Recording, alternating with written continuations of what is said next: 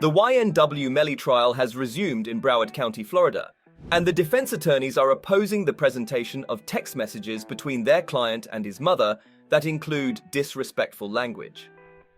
During the court proceedings on July 12th, David Howard, representing the defense, raised his objection before Judge John Murphy, expressing concerns about the impact of these messages on the jury, especially the mothers among them. He argued that irrelevant and unrelated conversations between YNW Melly and his mother, including the use of offensive language towards her, could involve the jury's decision. Howard also criticized the prosecution for introducing large amounts of inadmissible evidence under the image of proving phone ownership by Mr. Demons. However, Judge Murphy denied the defense's motion with a simple response of "motion denied," while allowing the state of Florida to present the text messages as evidence in the trial. Jamie King, the mother of YNW Melly, has taken extra precautions to assure her safety.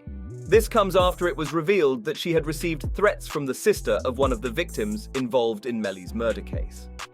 During the trial on Tuesday, Melly's defense team expressed concerns about King's well-being.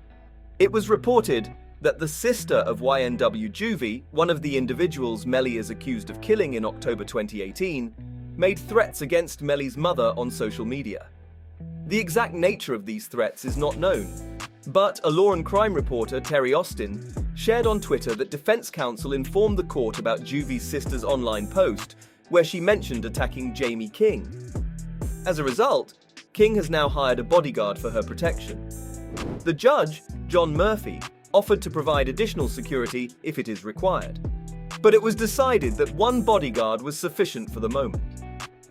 In a recent legal development, YNW Melly's team faced a setback when Sergeant Christopher Williams, a detective investigating the crime scene, testified for the prosecution.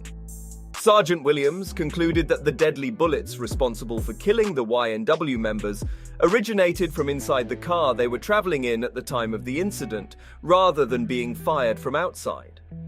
During his testimony, Sergeant Williams reconstructed the crime scene for the jury and stated that the shooting happened from somebody inside the car. He explained that the trajectories of the bullets entering the victims' bodies remained consistent, suggesting that he initially overlooked these details while investigating the scene as a possible drive-by shooting. Similarly, Sergeant Williams expressed his belief that Juvie, also known as Christopher Thomas Jr., received a close-range gunshot wound to the head from the left side, especially in the middle of his cheek, while facing forward. He supported his claim by highlighting the presence of an abrasion ring and the tattoo-like pattern of stippling around the entrance wound as evidence. On July 10th, local 10.com was present in the courtroom where Trevion Milliak Glass provided testimony regarding YNW Melly. Glass stated that he had seen Melly wearing different clothes after the killings of YNW Juvie and YNW Sackchaser. Glass mentioned that he and Melly were registered to have a 12-hour session at the New Era recording studios in Fort Lauderdale, Florida. However, due to the night dragging on, Glass fell asleep and was awakened by multiple phone calls informing him about the shootings.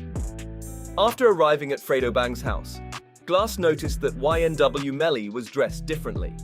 In 2019, YNW Melly was captured and accused of committing 2 premeditated murders. If proven guilty, he could be sentenced to life imprisonment with no chance of parole and even face the death penalty. Nevertheless, insiders aware about the case think that the trial could extend for at least another month, due to the considerable amount of evidence the prosecution still needs to present. This information has been reported by the South Florida Sun-Sentinel, whose reporters have been present at the Broward County Courthouse since the trial's origin. In the meantime, local 10.com has revealed that YNW Melly's legal team has pointed out YNW Bortlen, another member of the YNW collective, as a possible associate in the homicides, with this information surfacing on July 5th. However, it's important to note that Bortlen, whose real name is Cortland Henry, is scheduled to face a separate trial starting on October 2nd. Unlike his friend, he is not subject to the death penalty for his involvement in the murders of YNW Juvie and YNW Sackchaser.